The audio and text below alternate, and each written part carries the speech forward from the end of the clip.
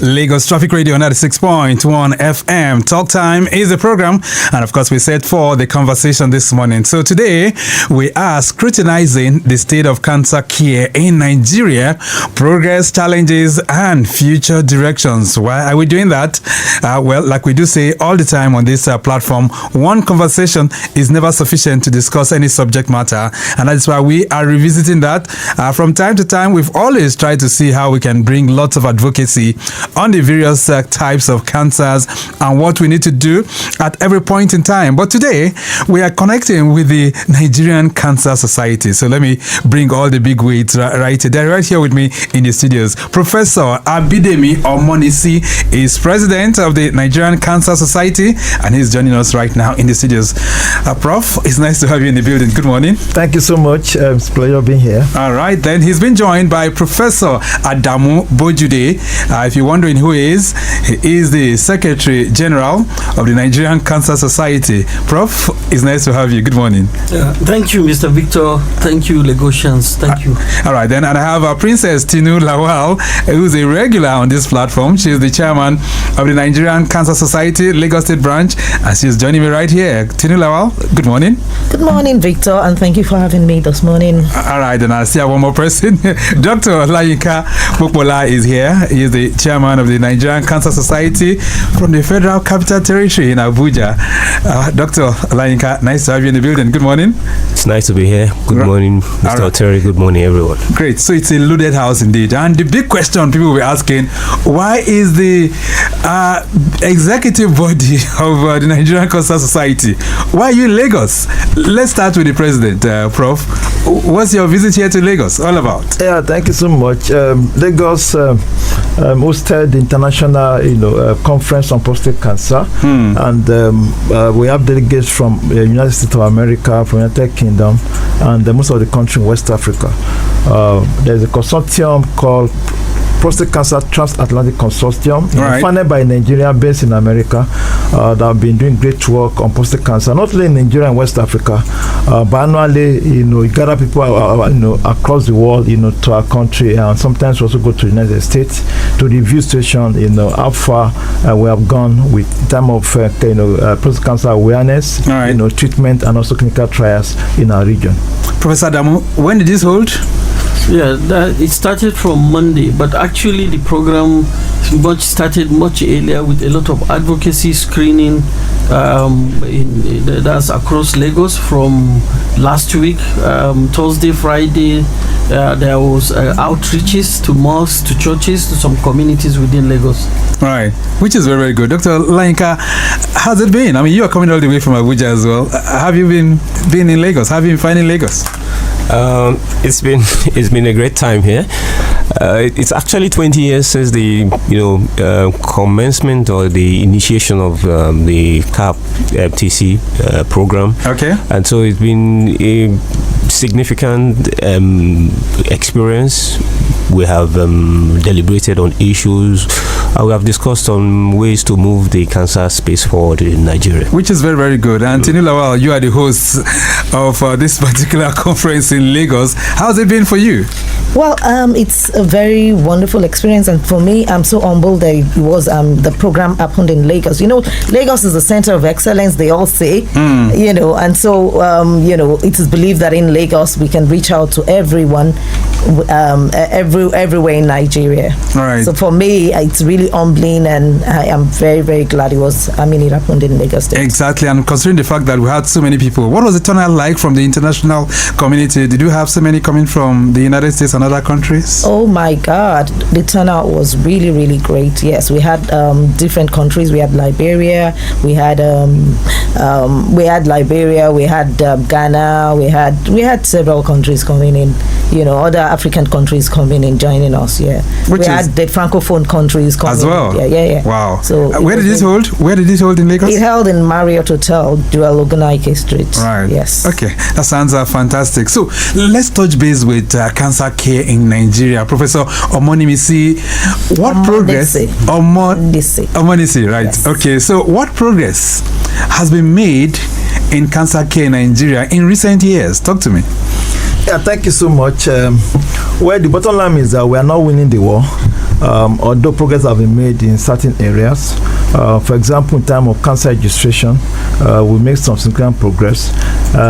Before now, we have only one registry. Registry is an office where we collect, data on cancer, because we must know the pattern that we have. Cancer varies from country to country, depending on several, factors, environmental factor and genetics. So, in that instance, when it started, we have one, based in Ibadan, but now in the country we have 44. All the geopolitical zone, and then we have offices where we can have, data on cancer. Right. And also talking about cancer organization, Nigeria Cancer Society is the umbrella body of all cancer organization, in Nigeria. Before now, we have few organizations. Now we have quite a number of, cancer organization NGO that focus on cancer, across the country. So that's a big one. Right. But most importantly, the federal government have done a lot, in establishing what we call Cancer Institute, NICRAT, in National Institute for Cancer Research and Treatment. Now we have a dedicated government agency in charge of cancer treatment and research in the country. And what's that agency called? NICRAT. Okay. National Institute for Cancer Research and Treatment, NICRAT. Based in Abuja. Right. That has really helped. Then back to Nigerian Cancer Society. What we have in the past is a national body that's basically based in Abuja. But recently we've had chapters in all the states, in the country, including the Federal Capital Territory. That's why you can see Princess Nulawa, as the chair of Nigerian Cancer Society in Lagos State, because we discovered that having a national, society based in Abuja alone may not help. The state government, local government also need to team up federal government, to see how to combat this monster that we call cancer. Right. That's why we created state chapters, so that the states can work, state chapters of Nigerian Cancer Society can work with the state government, particularly the Ministry of Health and the State Cancer Control Program, to see how to, set up programs, that can help to prevent and also control cancer in this state. And this was during your tenure? Yes, this happened during my tenure. So let me say kudos to you for that. Thank you so much. That's a big congratulations. Professor Adamu, well, you are the Secretary General, and when you look at Nigeria as a place, or perhaps as a country, in terms of the consciousness for knowing what cancer is, trying to do what is necessary in terms of diagnosis, and then even having to treat and care for cancer, what does it look like from what you see and from the perspective of Nigerian Cancer Society? Thank you very much, Mr. Victor. This is more, I can say there is a lot of progress going on, but it's a work in progress. The federal government surely is really doing a lot, especially with the agency of NICRAT, but on the part of the Nigerian Cancer Society, especially with the coming of our current president, Professor Abidemi Omonisi, there is a lot of energy that is actually infused into Nigerian Cancer Society.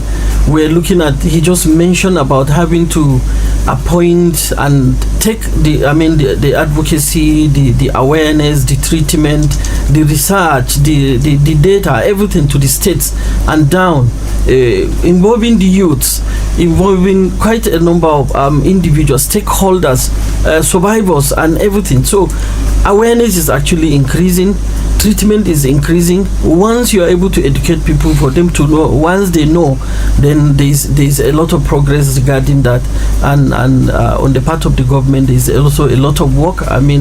Quite a number of centers are coming up across the country. Individuals are supporting the efforts of the government. There are private institutions within Lagos here and across the country. So there's a lot of progress in Nigeria, and there's a lot of hope. All right, so I'll get back to what the society does, but let's just have feelers from the various different chapters which you've mentioned right now. In terms of what you've been doing, let's talk first with Lagos. Tinulawal, I know you are the chairperson of the Nigerian Cancer Society here in Lagos. What has been the approach from your end as the chairperson?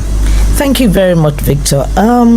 Right now, when we started in January, we decided to take things, easy. That is gradually.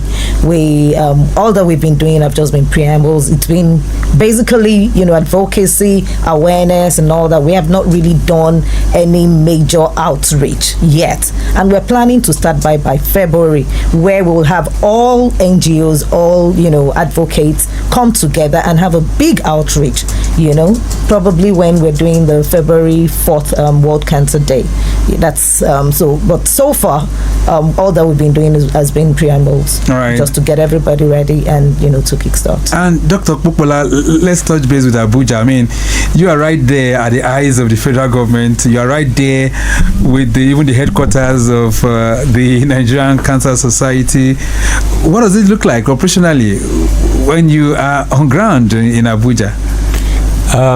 Thank you very much, Mr. Victor. The Abuja situation is not so far from Lagos, but we actually hit the ground running from the moment we were inaugurated almost 10 months or so ago. We joined forces with all the NGOs in Abuja to, contribute and participate in all cancer awareness programs. And right now we have encouraged the youth arm. There's an arm called YOCAC to work closely with agencies and stakeholders.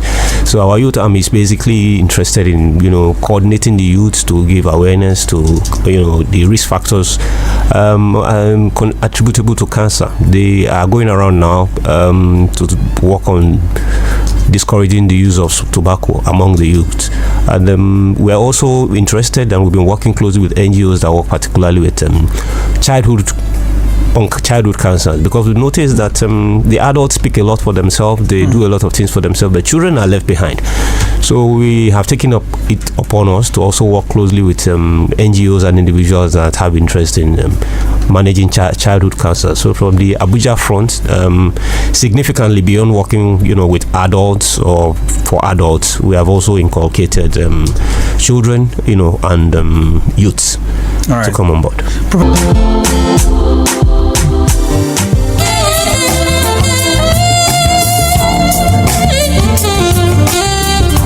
Lagos Traffic Radio 96.1 FM. Talk Time is the program, and I still have my friends from the Nigerian Cancer Society. And I was just having that word with the president before we went on that short break. You are giving me the prevalence rate, Professor? Yeah, what does it look like, really? Yeah, the burden of cancer is increasing, in the country, and we have the traditional cancer also not declining. I mean, breast in the females, stimulating cancer, and that have been for more than 2 decades. In the males, prostate cancer is also leading more than 2 decades. But where we have some shift is in childhood cancer. Childhood cancer, yes, right? Before now, we are Burkitt lymphoma as the most common cancer, but now we are seeing blood cancer that we call leukemia. More children are coming down, with leukemia. That is not very good news for us. It's not. And then we have some very unusual cancer that many years ago we thought, those are not cancer we see, in blacks, African, particularly in Nigeria.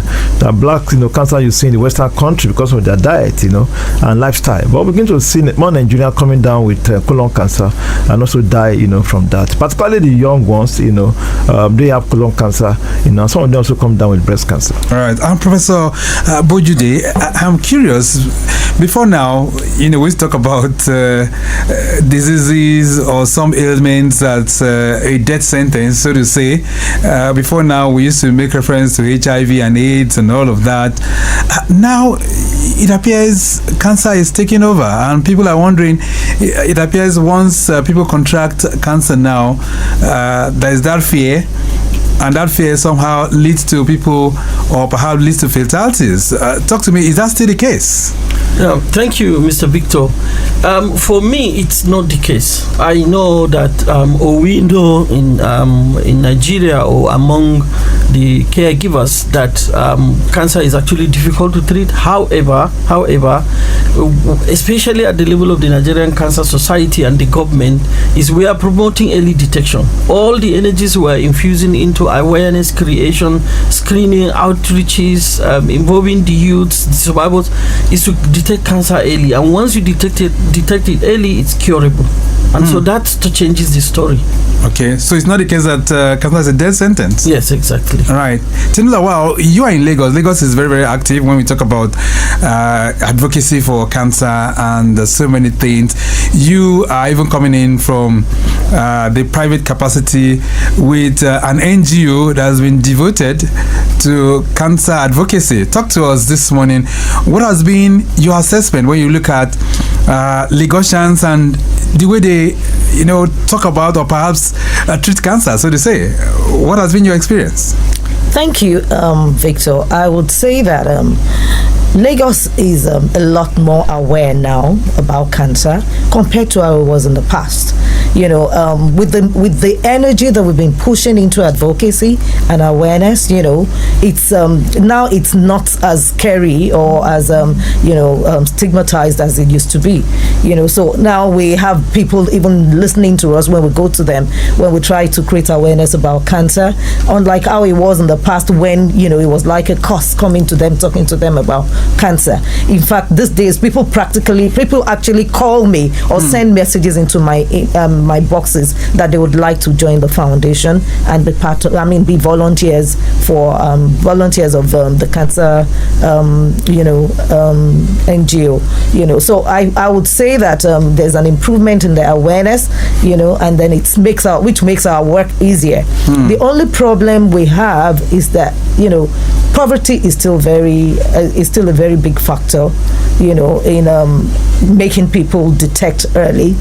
Most of them, when they hear that they have to go to the hospital and they have to spend money, they don't want to go to the hospital to check themselves. So what we do is, whenever we have outreaches, we do free health checks, which enables people to have the opportunity to test themselves for whether breast or cervical cancer. Most of the NGOs, and the most activities of oncology happens down here. So I would say that there's an improvement in the knowledge of people about cancer. Right. And Dr. Okpola, even though we have improvement in the knowledge, improvement in the consciousness, what of the manpower for care for cancer in Nigeria? From what you see, do we have enough people that are in this particular profession? Yeah, thank you very much. Unfortunately, that is the new challenge. From diagnosis through to treatment, we seem to have challenge with manpower. However, that is not peculiar with the cancer space. That's a general problem with the country. But we're doing with what we have, on ground. Our colleagues are trying their best. At the level of Nigerian Cancer Society, we go around, we stimulate institutions, we stimulate organizations to, generate information or knowledge about cancer. We spoke about statistics a while ago. Okay. Actually, there are about 130,000 cancer cases every year in the country, and we lose close to 80 to 90,000 of them to cancer, specifically because, like Professor Bojude said, we have poor early detection rates. We're going towards detecting cancers early. There's a facility in Abuja that screens for cancers every year, and it will interest you to know that just this year, the screening for this year was initially planned for a week. It ended up screening for 4 weeks, and even after 4 weeks, people were still coming to the screen, and hundreds, were screened. The peculiarity, the challenge, I think, that is ahead of us now is treatment.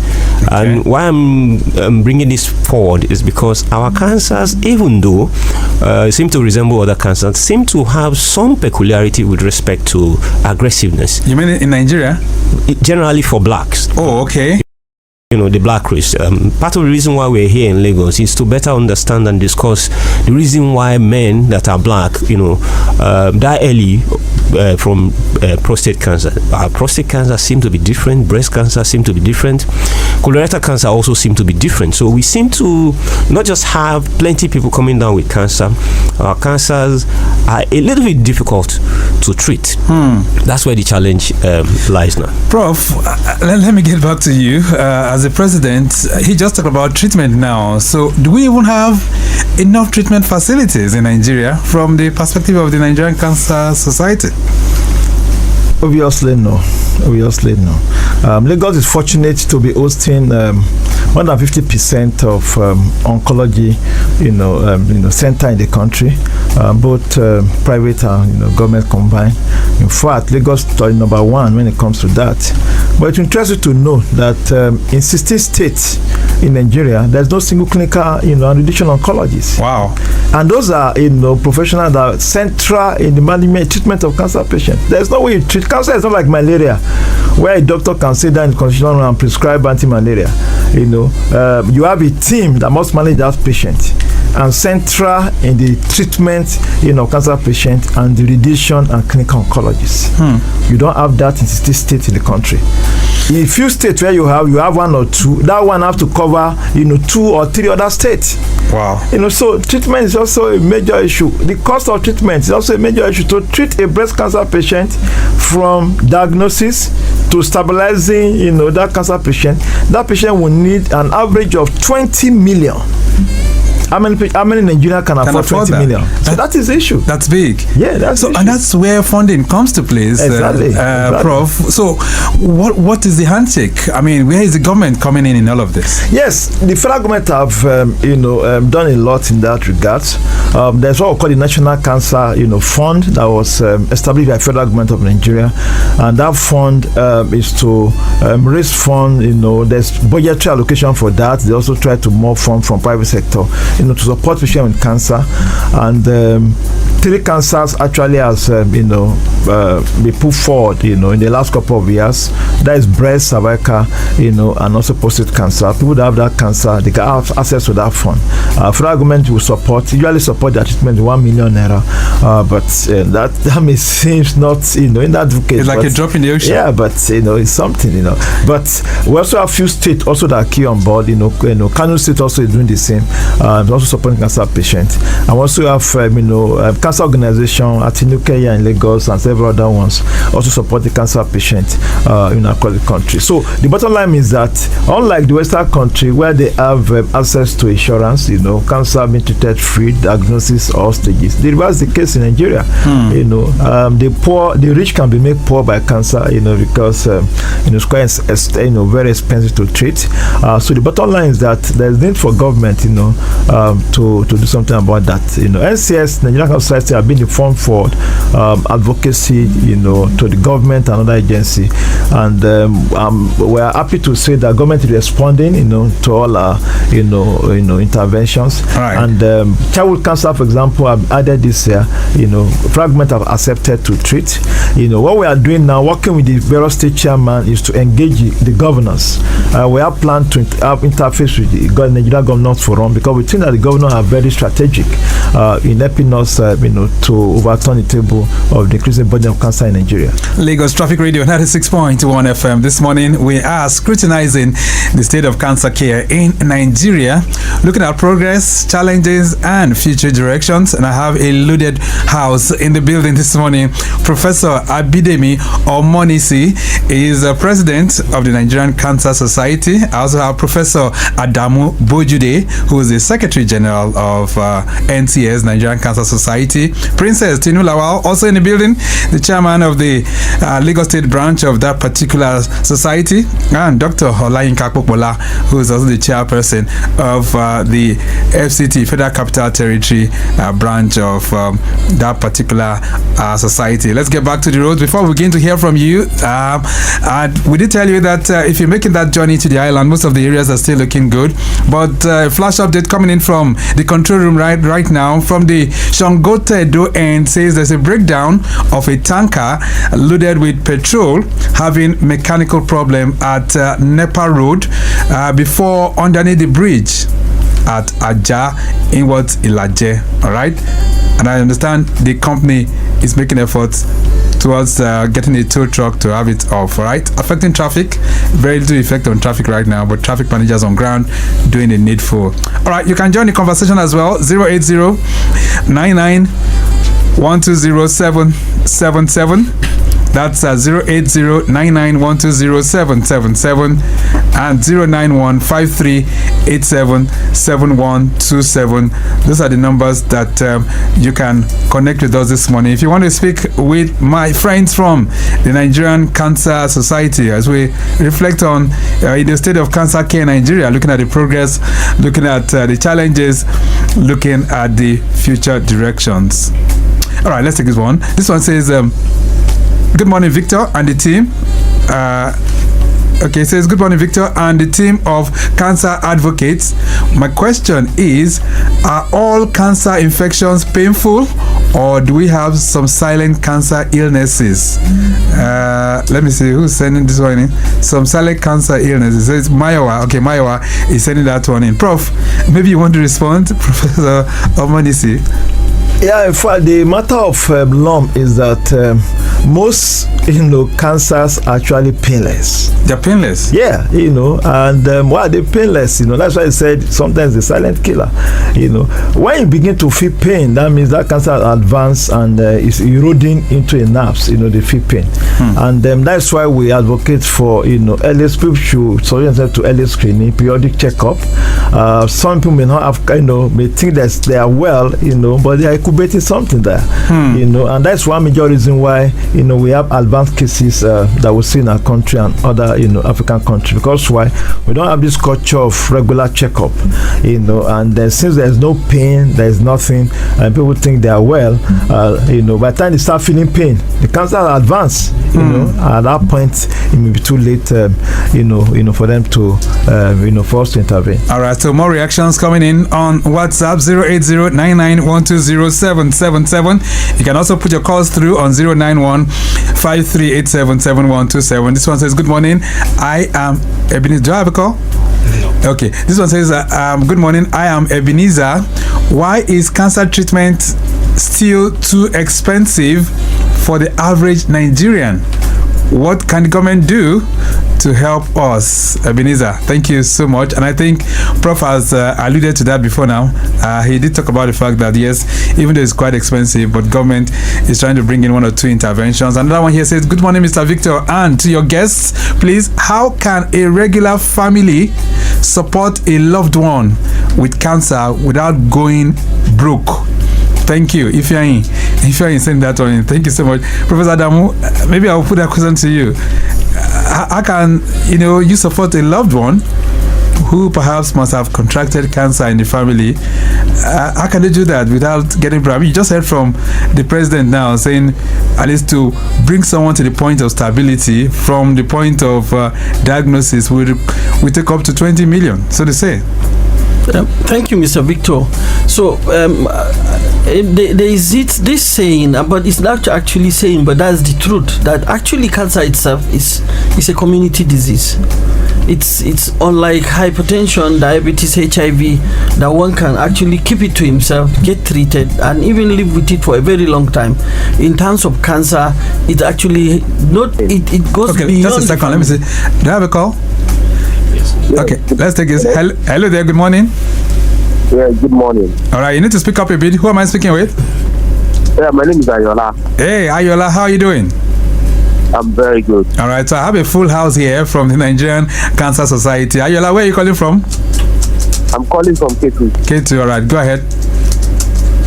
I just want to ask the professor, why is it that recently there has been like a spike in the number of cancer cases in Nigeria? Like, almost every family now, they have one or two cases of cancer. I don't understand. What's wrong? Is it the kind of food we eat? Is it the GMO food? Or what's happening? We didn't used to have this much cancer in like maybe 10 years ago. So what's wrong now? What's happening? Great question. Thank you so much. Thank you. Okay, I do appreciate you. And that is coming from Ayola. Prof, did you hear him? Yeah. Well, there are many factors responsible for that, increasing burden of cancer, not only in Nigeria, in Sub-Saharan Africa, What we are seeing now is what we call epidemiological transition from communicable disease to non-communicable disease, and several factors have been alluded to that. Genetic. Some people, they have the gene run their family, but most importantly, environmental factor. That's what is driving the increasing burden of cancer. He mentioned GMO food now. Could that be responsible? Well, GMO food have been a issue of controversy, till now. But what I would say that is very clear is that there's change in diet and also lifestyle. Okay. People have abandoned a traditional diet. For example, for colorectal cancer, bulky food, high fiber diet, this fufu amala we are eating, it's protective of colorectal cancer. But most people don't eat that now. People eat canned food, baked food, those are switched from a traditional African diet, to Western diet, and that has accounted for the increased number of colorectal cancer that we have in our country. Right. The issue of infection is also very key. Most of the cancer that we have in African continent have been linked to infection. For example, people that have HIV, also linked to there are certain cancer that you find, people that have HIV terminally, people that have hepatitis B. Nigeria is one of the countries that have the highest burden of hepatitis B virus, in a continent. Right. And hepatitis B, if left untreated, terminally to transform to liver cancer. You mean it? Yes. Wow. And we have the highest burden. So if that virus is not treated, terminally the fellow will die either liver cirrhosis or liver cancer. All right, then 09153877127. If you still want to join the conversation, feel free to do so. Prof. Adamu, you're just responding to how the family can support a loved one with cancer without going broke. Quickly, can you answer that in 30 seconds? Thank you very much. So I want to tell you what we do in the clinic. Typically someone comes and there is this issue of funding and the rest, so there are some simple things we do. We have some organizations, or let me say bodies around town in the hospital, to actually see how we can help them raise money. And then there is support from government, especially Cancer Health Fund, as the president actually stated, targeting the commonest cancers, almost more than 60% of the cancers. So we also try to quickly enroll them, especially if they come with those diseases that it covers. Then NHIS, that also actually supports patients with cancer. And sometimes what we do is to actually say, if you work with the government or you have a relative that works with especially federal government, then you could add them as a beneficiaries. And so we have a lot of leverages that we can actually rely on to see that we actually support these patients. All right, so more reactions coming in. This one says, good morning, Victor. Are there specific cancers that Nigerians are more prone to compared to other parts of the world? Maybe Dr. Popola can answer this one for us. Do you have specific cancers that are more prone to Nigeria? Dr. Popola. Thank you very much. I think the number one cancer that I can say that Nigerians are quite prone to is cervical cancer, compared with other cancers. Why do you say that? The reason is because of the risk factors that are associated with cervical cancer. Number two is, just like the professor said, is liver cancer, because of the high burden of the risk factor. So these ones are more prone to Nigeria? Yes. And not the breast cancer, not the prostate? I'm coming to breast as, following cervical in terms of risk factors. Okay.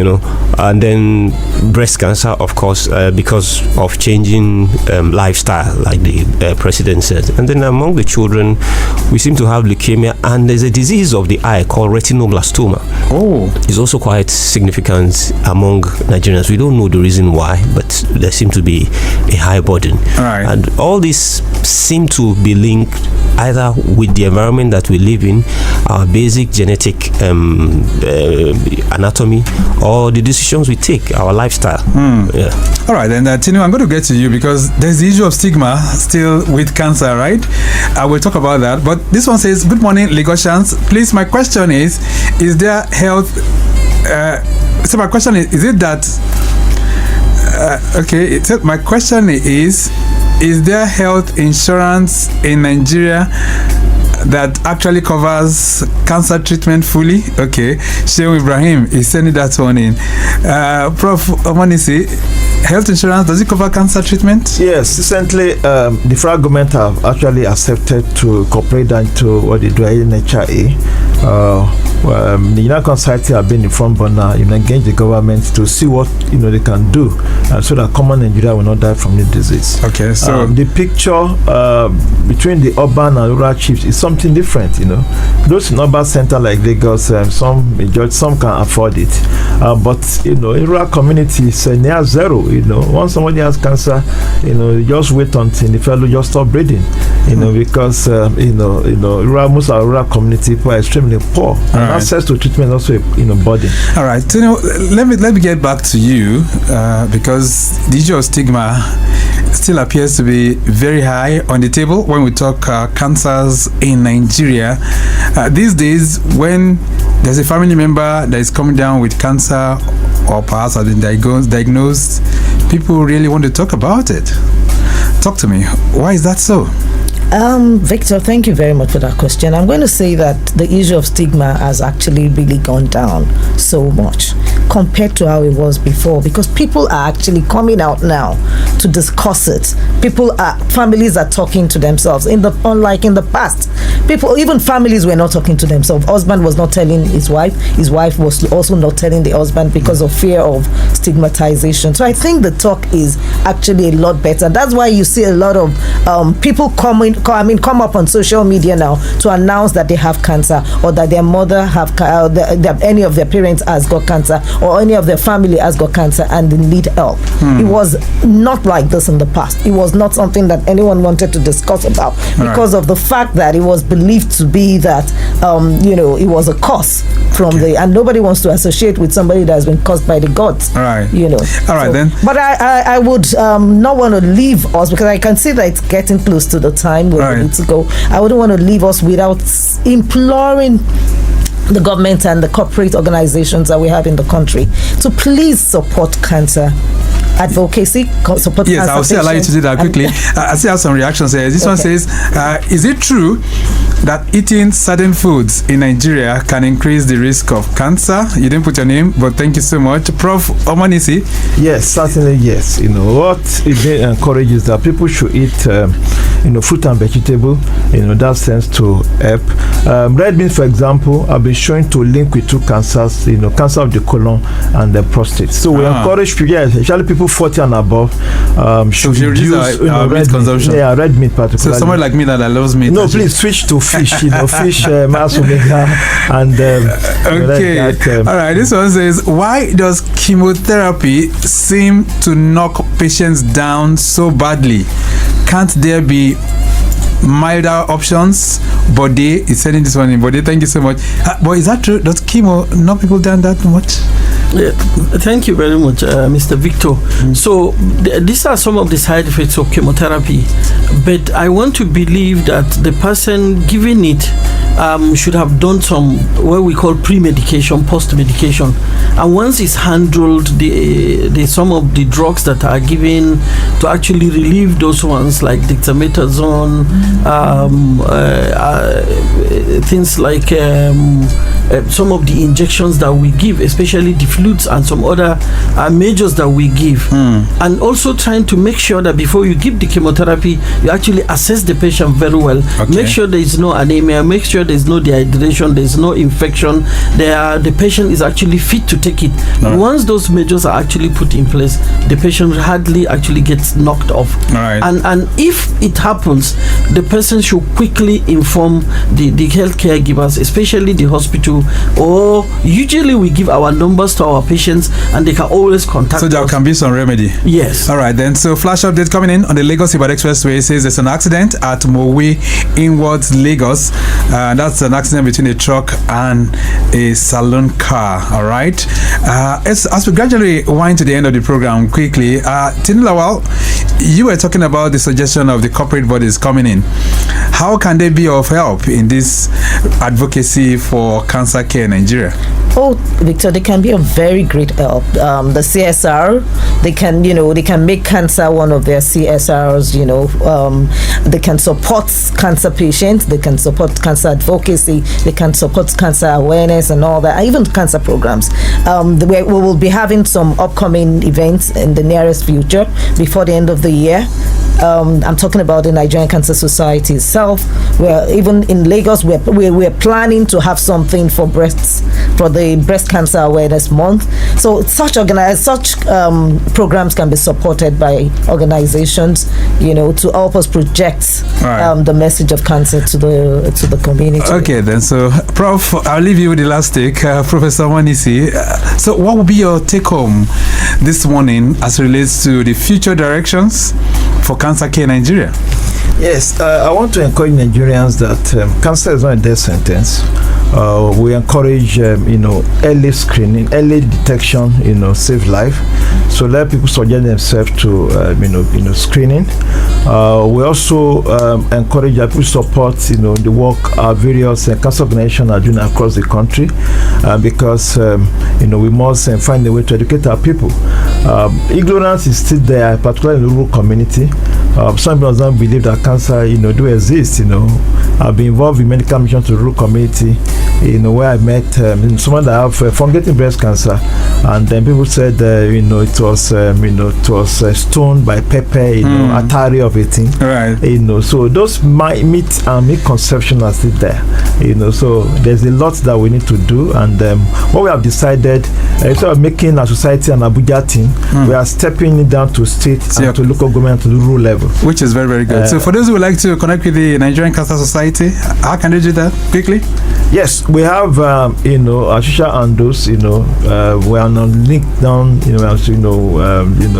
Twitter, Facebook, Instagram, and it's just Nigerian Cancer Society. Yeah, Nigerian Cancer Society. Okay, all right. We'll leave it at that. We're hoping that next time when you come to Lagos, we're actually planning to hold a massive program in Lagos during the World Cancer Day, as the chair have done. Okay, we'll be doing that in the 6th geopolitical zone for Southwest. We are zoning to Lagos. It will be a week-long activity involving training, involving community outreaches, media engagement, and also consultation with relevant government agency. That will take place February 2026. We'll leave it at that for now, Prof. It's nice having all of you in the studios. Thank you so much for being here, Prof. Thank you so much for having us. All right, so this morning we'll be able to scrutinize the state of cancer care in Nigeria, progress, challenges, and future directions. And my guest, Professor Abidemi Omonisi. He's been here. Of course, he's the president of the Nigerian Cancer Society. Professor Adamu Bojude, also coming all the way from Abuja, Secretary General of the NTS. Princess Tinu Lawal is the home girl, and she's coming home. She's the chairperson of the society right here in Lagos. And Dr. Olayinka Akpokmola, who is the chairperson of the FCT branch. We have to go. The program has been produced by Mike James, and I say a big thank you to Remy Aluko of our social media unit. Maximum shout out going out to Tayo Akonle, who is the executive producer of the program. My name is Victor Oteri. I'm out. Stay very much within. I'll be back by 10:15 for Maritime Today. You can lean on me. There's a man, standing on the corner.